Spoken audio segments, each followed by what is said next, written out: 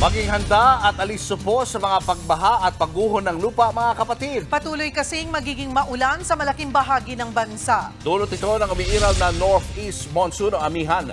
Gayon din ang shear line o salubungan ng mainit at malamig na hangin na nagdudulot ng mga pag-ulan.